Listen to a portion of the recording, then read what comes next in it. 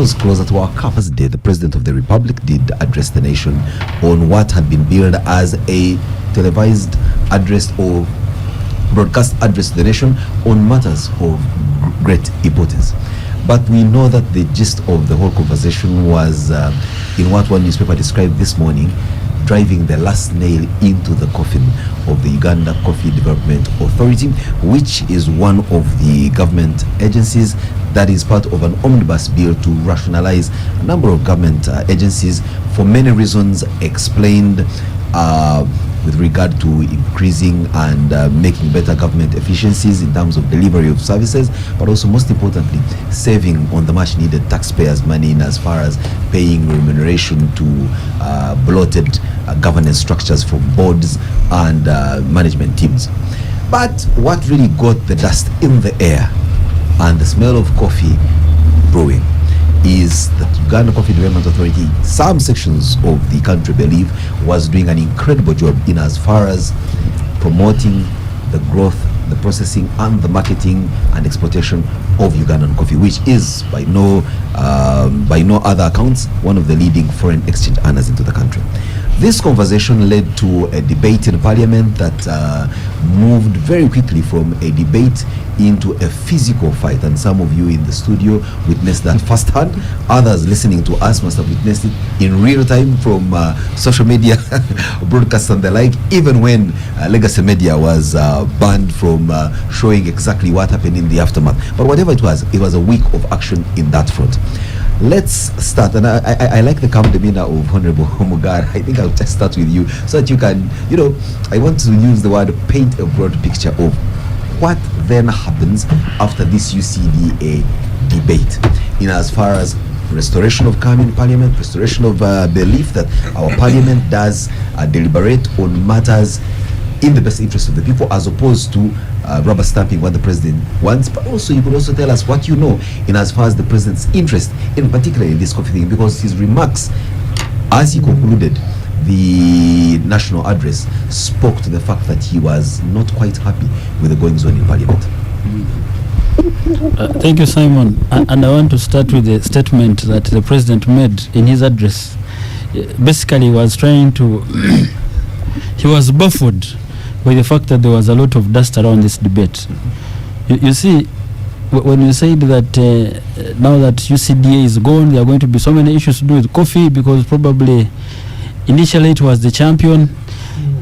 It is like saying that me, the Minister of Tourism, or the ministry can come here and say we've grown the tourism numbers, they are so huge, therefore if the ministry goes, but we are growing them as government. Really, at the end of the day, it's government. So I disagree with the statement that coffee has reached where it has reached because of UCDA. It has reached where it has reached because of the government.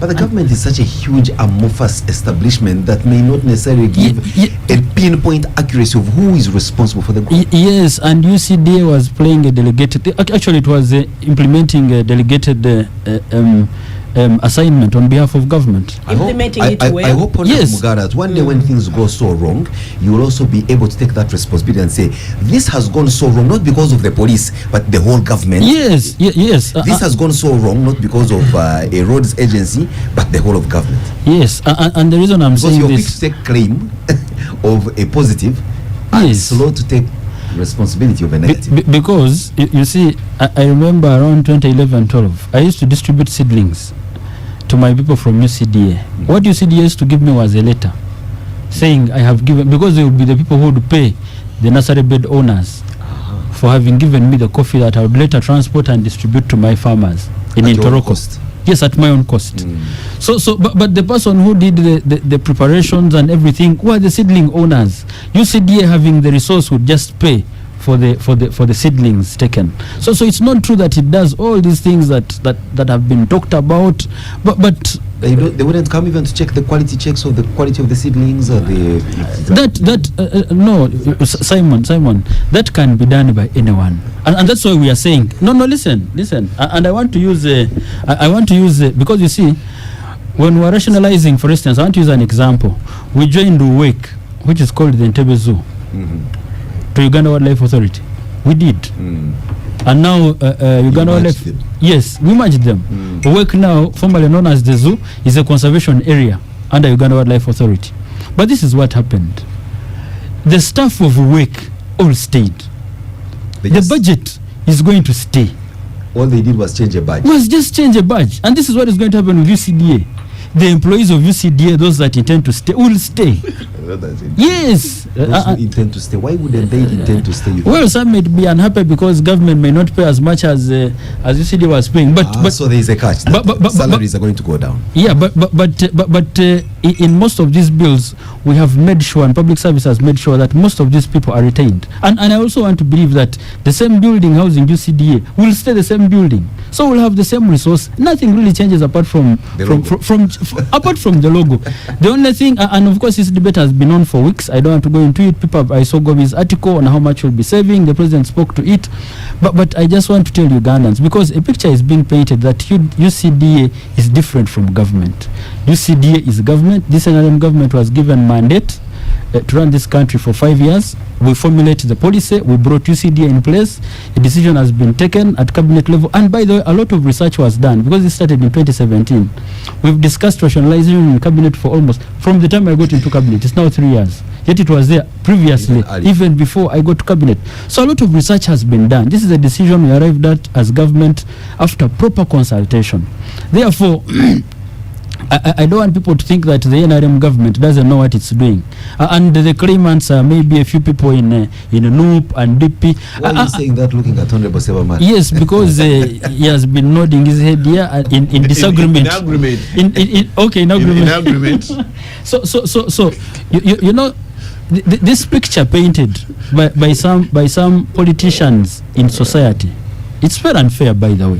You find a group of 15-20 members of parliament thinking that the rest of the MPs who voted against are very stupid, that they don't reason, that for them they don't grow coffee. I grow coffee myself.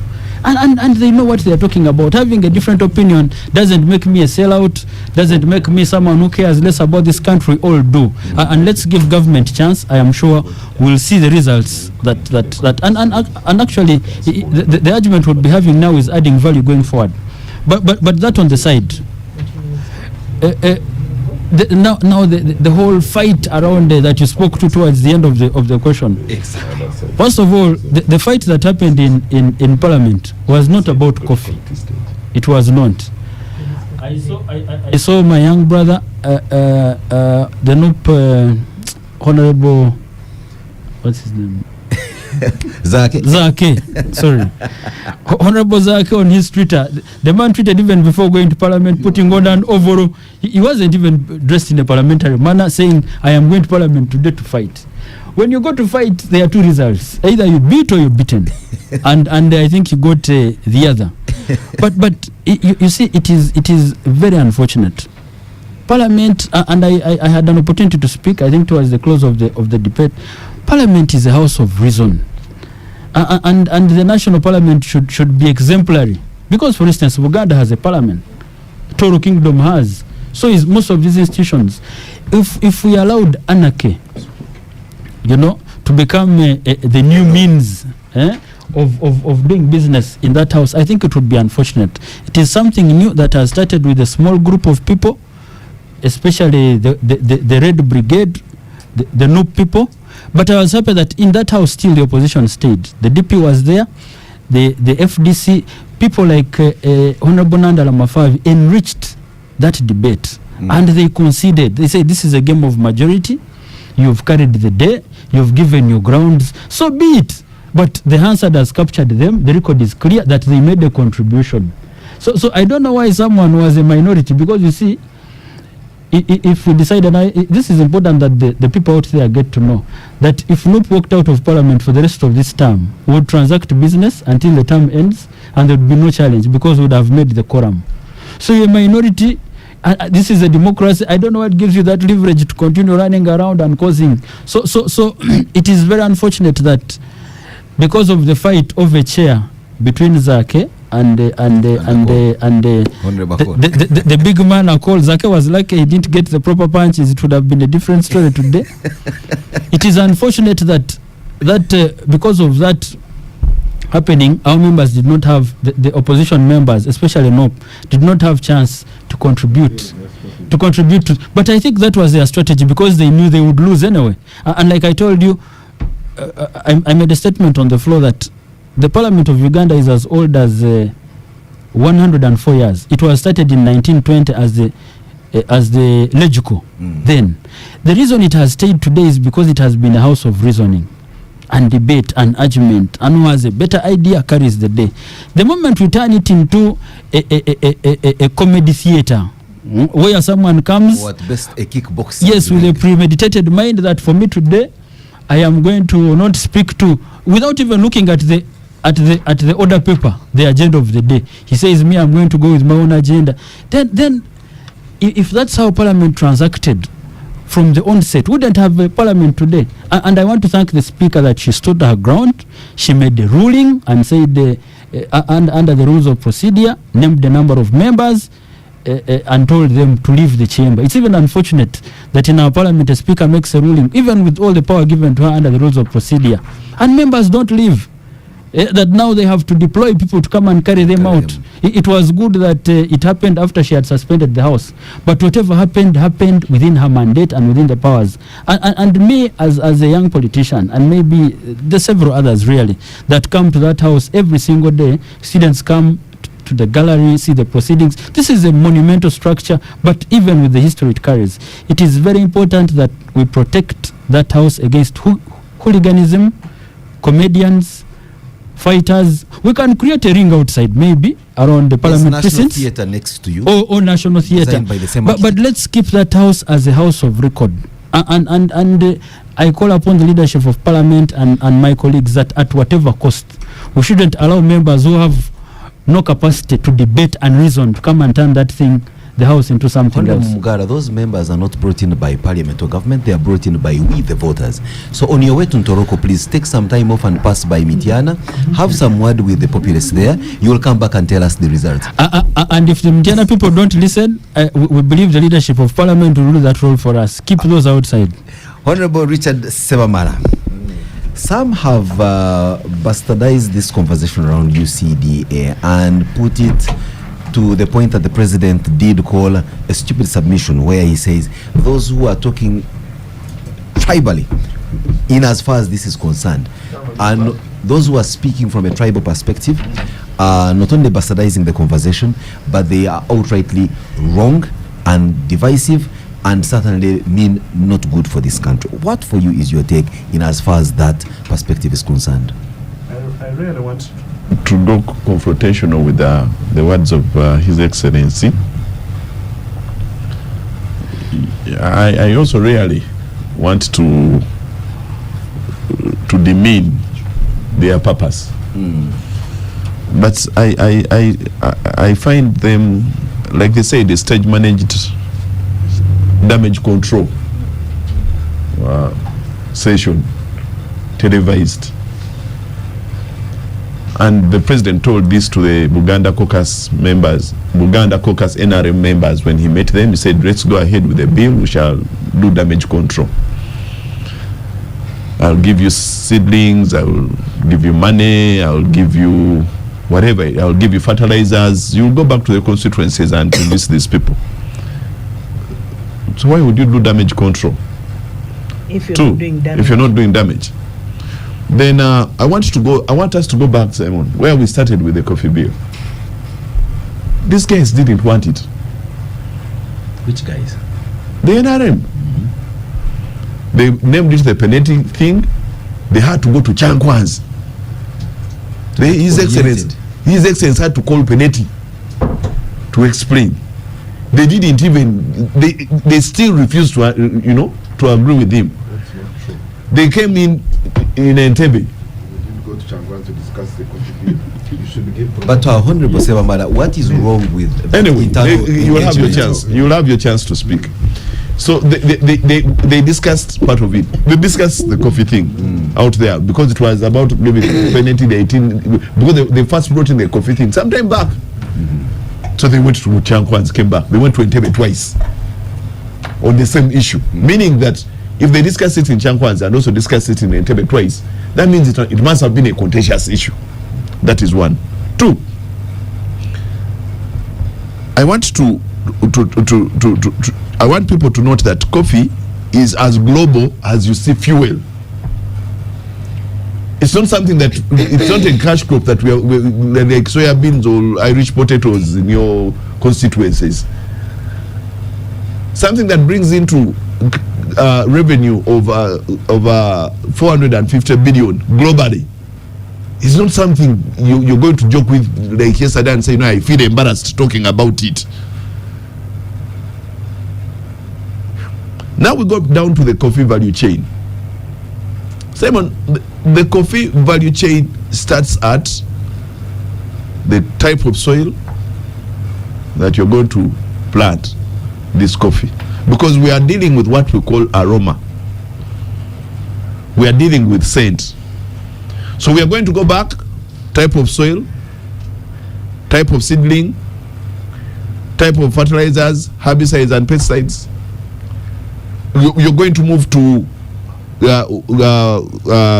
planting, the way you handle yourself in your, because coffee is something that takes in scent. But by just coming inside the coffee parlor with a perfume on, it has already, you know, sunk it in. So coffee has a very delicate way of being handled. Transportation, drying, picking, roasting, all these. Now what UCDA has been doing is to verify these the people that are in these processes. They go down, look at your soil, advise. They go to they visit the different nursery beds, accredit those that have the right seedlings and have done the right thing. Come teach the farmers on how to handle on farm and off farm. Then later deal with the market. And the hardest thing that the president said, I hear they have been, getting soliciting revenue. They said you'll be paying 2% of your CIF. If you're taking coffee worth $1 million shillings, leave 20,000 behind for us to operate. So I didn't see what the logical reasoning in this in the abolishment of UCDA is not there. When you ask these people, why are you taking it? Is it bad? Why? If your child is sick, do you kill them? And the child is not sick. No. Say the child is a bit sick. Yes. You just kill them. Because now the logical reasoning is it is your baby. We agree. So why take it away? Because what we're saying, you're saying we shall do it better in the ministry, but there is nothing in the ministry. The ministry says we don't have these people. This has come out in the minority reports. This came out in the majority reports of parliament. Then there is no reason as why we are taking UCDA away. There was no reason. There was no specific reason. There's nothing they can give you as a reason of taking it away. Not better administration. Nothing. Honorable Ssebamala. When we are enacting laws, let me give you this. When we are enacting laws, we are either improving them, eradicating those that do not, or bringing new ones. This time we don't know what we are doing. We are taking away this one, but for what? You have been in the US for. So what happens is I think you can hear the bastardizing. No, he's always, let's not debate shallow. I always tell people I am with, let's grow up, come up from that. What I was saying is what happens is when we are into the coffee debate, you're saying we are taking our UCDA, well and good. It is taking around $10 million yearly. That is okay. I can count very many agencies that are getting more than that. Him personally asked for $2 million as a compensation. If we are talking about wastage of money in this country, we shall not go down to start saying that UCDA is the highest spender. Now, what I can tell you is government lost the logical reasoning as to why it is taking it. They told us it was extravagant. All the reports show there was no extravagance. They said duplication. The reports came up, there was no duplication. Now we started debating haphazardly. But these are the points that I'll take away. We need to take away. Nobody is going to stop the value chain. It will stay. Minister of Agriculture will take it on. Other nations like Ethiopia and Kenya have tried to take away their agencies and brought them back after 3-5 years. So if it doesn't work in the ministry, they will enact another law that will make it that will bring it back. If we are talking about the tribal issue, tribalizing the issue, I have seen the levels of poverty and the polyeconomic, battles that have been in the NRM for quite a while, Simon. You will go to Busoga, they have the issue of the sugar cane. You will go to Bunyoro, you will find they have the issue of tobacco and then the oil. You'll come here, you'll find we have issues with the lake, we have issues with land, we have issues now with coffee. You'll go to every region, you'll go to the northern Uganda, you'll find issues of minerals and everything, where the communities are not benefiting directly from the proceeds that are being gotten from these things. So the war to control, to have power over money, or over funds, or over the consolidated fund, or over everything that brings in money in the country has always been there. And politically, it works for you as a president. If you say, you know what, I need control over this coffee, the people that are getting this coffee and accumulating wealth, at one time I'll lose control.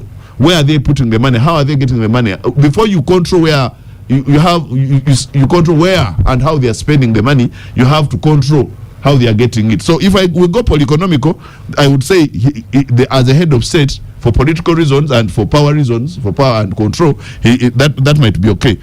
But then the Zaake issue it was a very minor issue in Parliament. Zaake was seated in his seat, got up on a point of order where he felt somebody had a gun in their waist, or where he saw or thought, or I don't know, when he got up,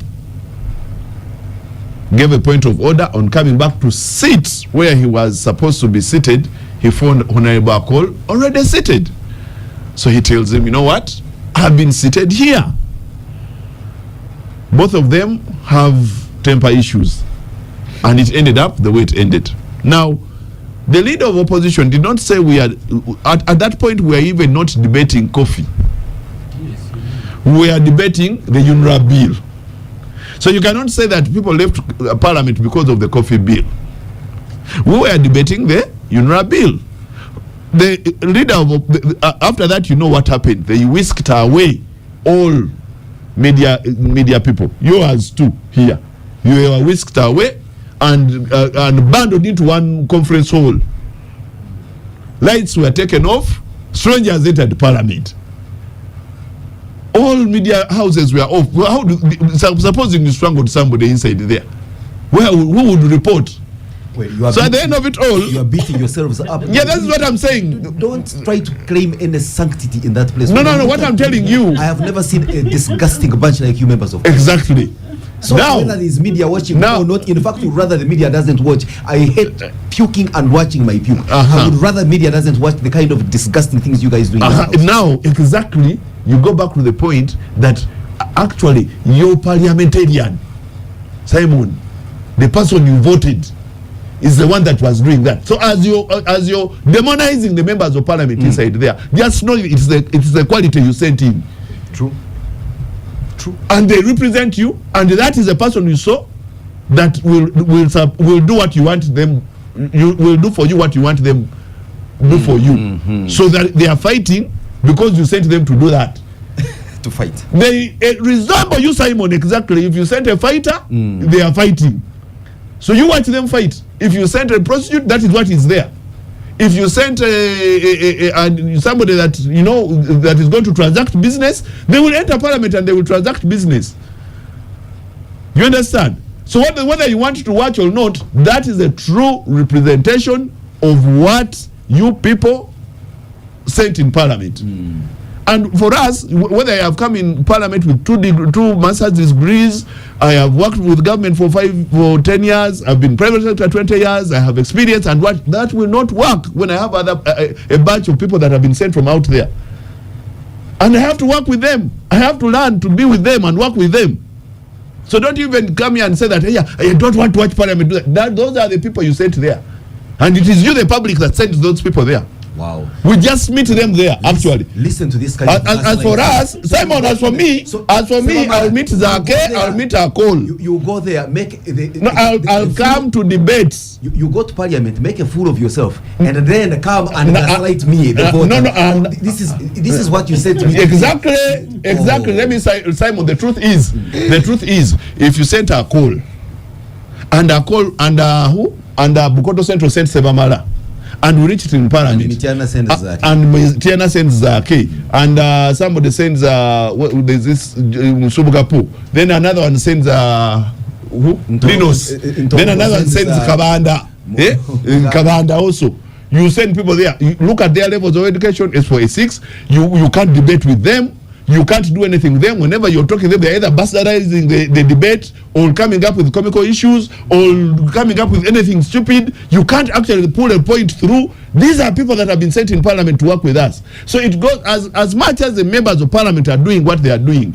It also the population should stop sending us people that are not to that level of reasoning. Which party so now I don't want to go out of my issue. I don't want to go out of my issue. My issue was just a minute. Which party has most of those the people? reason why we left 70% of members of parliament in the NRM have not spoken.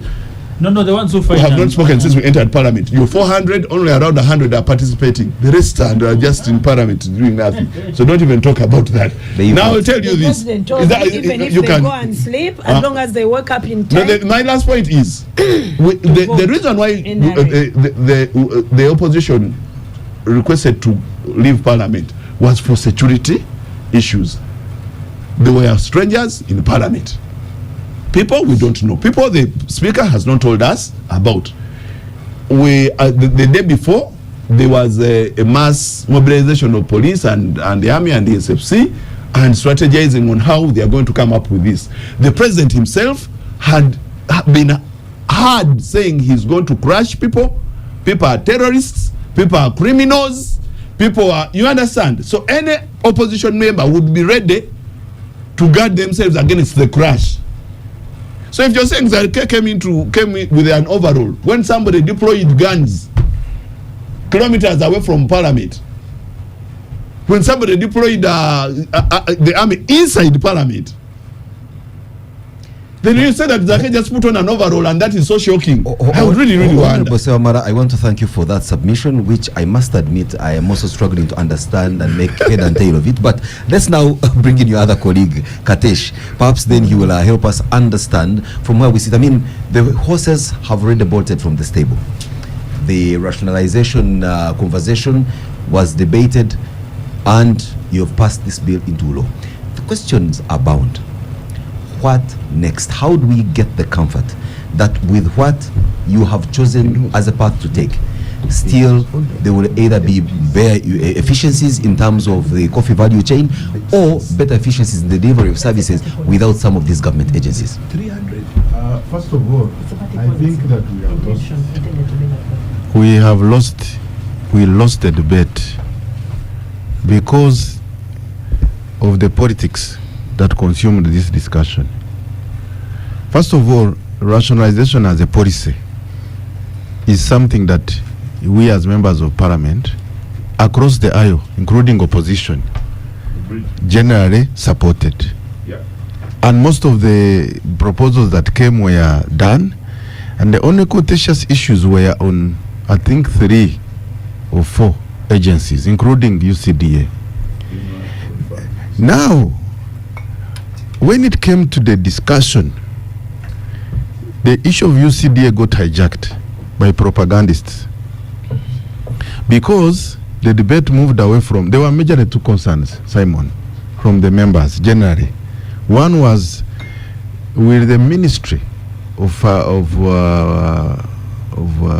Agriculture be as efficient as UCDA in terms of being able to carry out the functions that UCDA has been doing?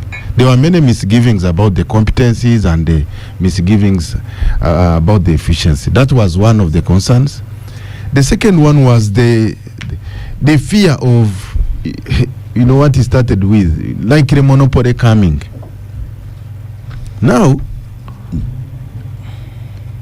both of us, the government, NRM, I have a feeling that we, mostly the government, allowed a wrong narrative to take space within the population, because most of the people who are discussing from government were saying, no, we have capacity to take over this entity, we are the one who created it. So it was more reactive, perhaps a little bit of shortage in reassuring and dealing with the two major concerns. Number one, I thought that maybe if people came out clear and said, look, we are taking UCDA, we are going to have regulations to ensure that we have seamless functions, be reassured that nothing is going to change. That would settle down some of the fears about inefficiency. You could even go about long and talk about the structure, how you are going to structure the ministry to offer this service. The thing about monopoly is that it will not happen because the law does not create it. And you talked about Chankwanzi, that we Chankwanzi, the NRM, listen, the NRM members rejected that proposal of Pineti in Chankwanzi, and it has not been created in the law. So the question now is, UCDA is going. Did it go away and the functions are going away, or the functions are going to the ministry and the continuous facilitation that has been happening will continue to happen? And this is where now mostly the opposition drove a wrong narrative to our people and tried to bastardize the debate with lies and propaganda. Things like Museveni is taking our coffee. You know, even up to my constituency, I had people who had bought into this narrative, and we had to explain. I had a show where I had spent almost 2 hours to explain to the people that if you think that President Museveni wanted to take the coffee, he would have taken it anyway, even with UCDA. It is his agency. So this whole propaganda around President is going to kill the coffee, there was even some other propaganda here that 50% will be deducted. It was a wrong narrative driven by opposition, and perhaps we did not deal with the narrative properly to be able to diffuse it from the population. But for me, what I would like to say is that, Simon, you asked what next. Now what next is that the lies that have been told that coffee prices are going to fall, your coffee is going to go, day one the agency has gone. So we are going to see, and this is what the president said, those who have been peddling lies, we are going to see now what they will tell the people. Because the farmer in my constituency is growing his coffee. He's going to sell his coffee at the international prices, as it is being demanded. And I do not think anything will change in terms of his income. And that's why we reassured our people. These people who are sending propaganda, you uproot your coffee, it is very wrong. And as leaders, we need to come out and avoid situations where the population gets misled. And Honorable Ssebamala here, you know what happened in Parliament on Wednesday was very, very unfortunate. And you should understand, Honorable Richard, that while the opposition is planning, do not think that the government is going to sleep. It doesn't know what is happening, what is being planned. So when you complain of deployment, don't think that the government is stupid to say, let's just go to Parliament. When people are planning to cause violence and disrupt proceedings, there will be a counter plan by government.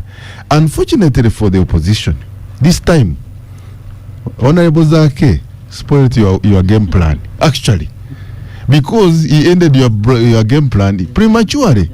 He went on Twitter, threatened to cause to fight. He enters. He enters instead of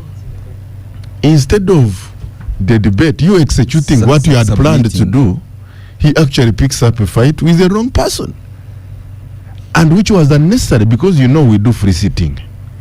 if Honorable Akor walked into Parliament and found a seat, he sat. There was nothing to show that he was seated there because he was on the floor. For me, I condemn the fight in Parliament. It depicts us in a very bad light. It's unnecessary. But for me, why is it that Zaake must be involved in every fight? He never comes to Parliament. He just came in and immediately. And also, this is an indictment on the leader of opposition. No, but when would Zaake come? You see, now he's going to spend the next 6 months sick from the beatings. No. The other time he had to spend some. So sometimes we pity him. Simon, this is also an indictment. This is also an indictment on the opposition leadership, because it means you cannot control your members.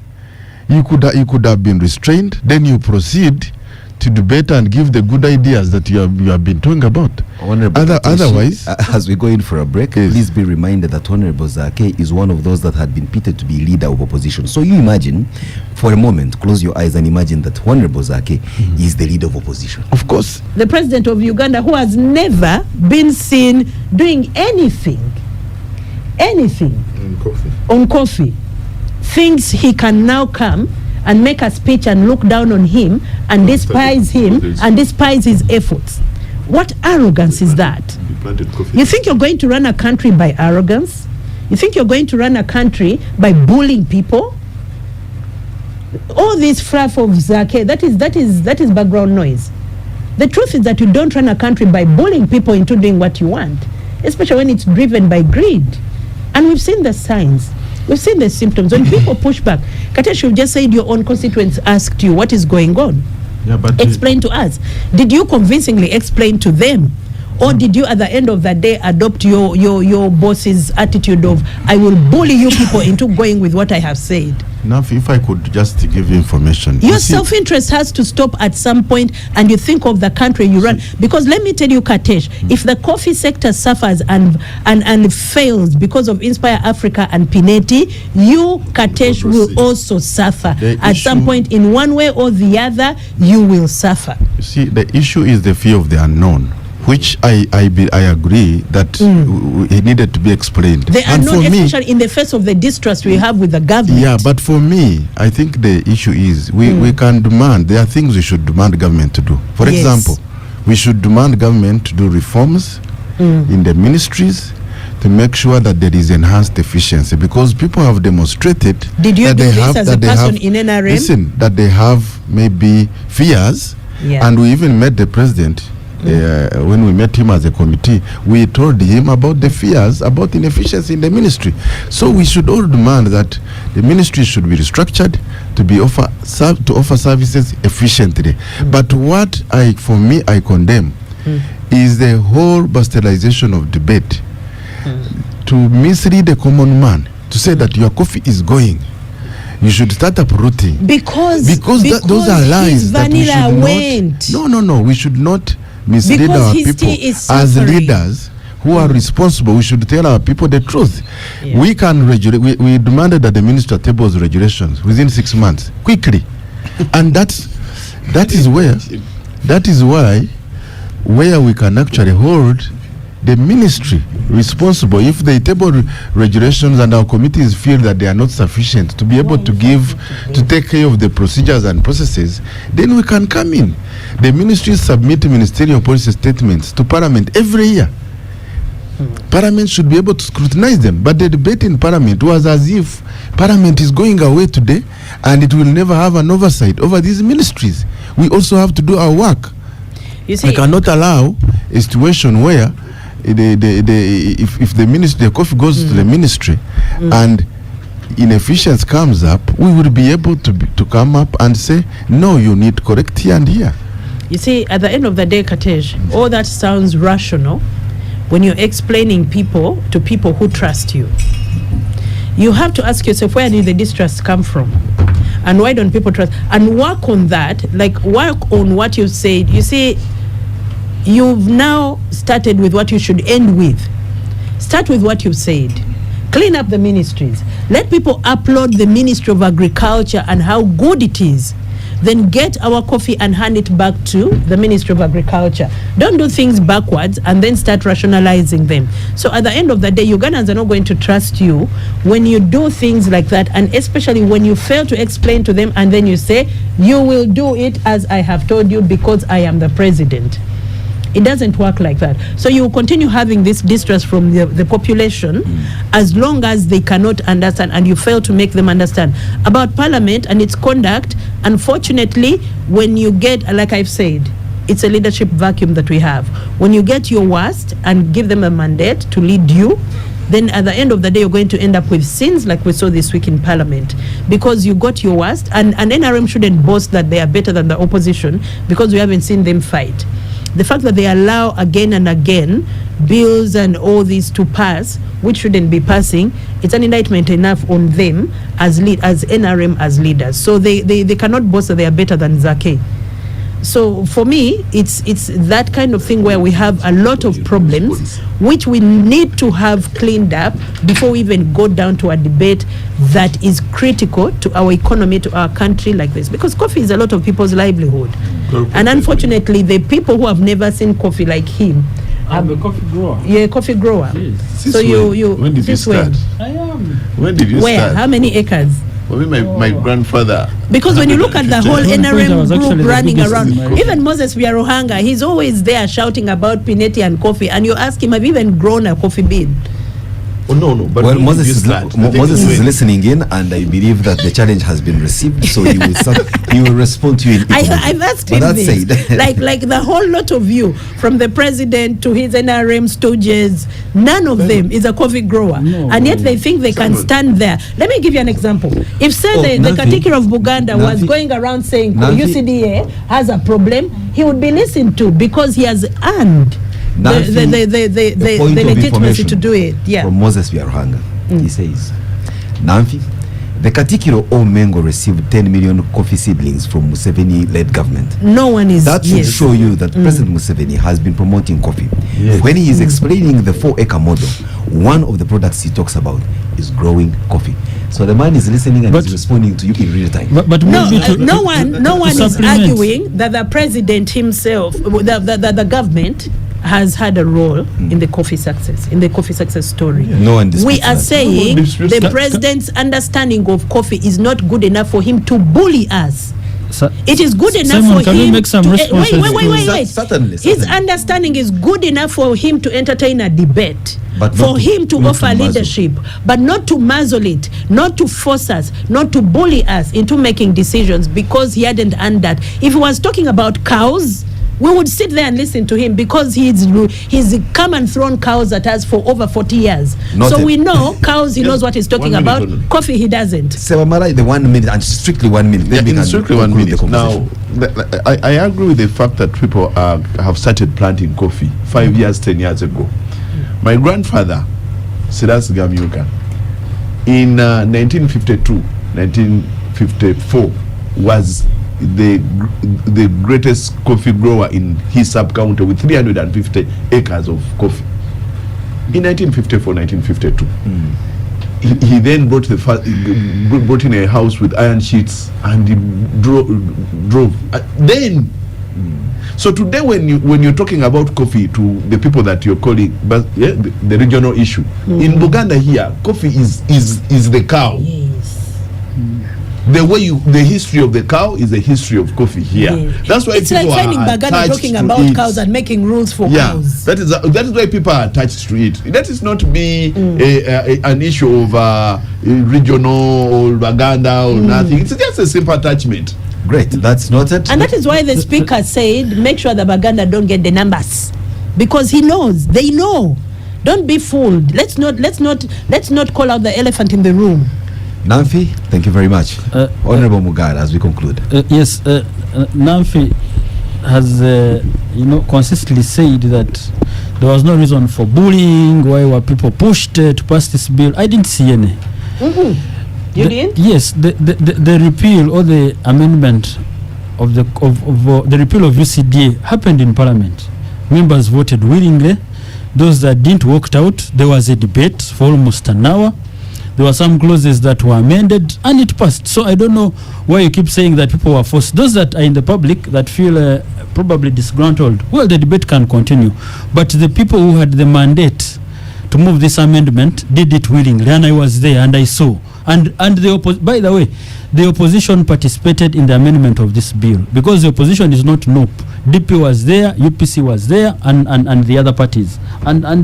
So I don't understand. Those are no longer opposition parties. You've told us you bought them. You had parties celebrating you buying them off. So you cannot. Nanfy, it is you. It is you. I don't think they said we married them. You say you married them. Can you protect me from Nanfy so that I can respond? You're protected. Yes. Thank you. Now, you see, there has also been debate about the coffee factory in Ntungamo. The president wants to take now, this is what I've read, by the way, when I've listened to His Excellency the President over a period of time. And he has made this case a couple of times. He says, for instance, last year, we made 1.14 billion in coffee exports in terms of revenue as Uganda, as a country. And we are selling coffee now at around $3.50 per kilogram. Now, with some value added, we'd probably be selling a kilo at $40. Trust me, that would make around $19 billion annually if we added some value. And this is the president's argument. He's saying, listen. He's saying, I will support any individual who can help me resolve this issue. I will support any. Trust me. That is nothing. Ssebamala. Yes, he'll also give you, because the 75 billion is nothing compared to the $19 billion that we are losing. And this is the president's vision. I think we should support it. We should encourage very many other young people. It's very good. And then the stakeholders should be convinced of it in a healthy debate. And in conclusion, Nanfy, you see, the president may not grow coffee. He's a superintendent of this country. When he's discussing oil, he's not a miner. He's not a scientist in oil. But he's the president of this country. Let me tell you, if you look at how much money government is investing in several projects just to grow the well-being of our people. If you look at Emyoga, if you look at PDM. So why do you think the public... All this is doing... Yes, he's doing all this to enhance the incomes of the local... Why is the public not convinced of his genuine interest? It is. The public... Nanfy is not convinced, but the public... Why is the public not convinced of his intentions?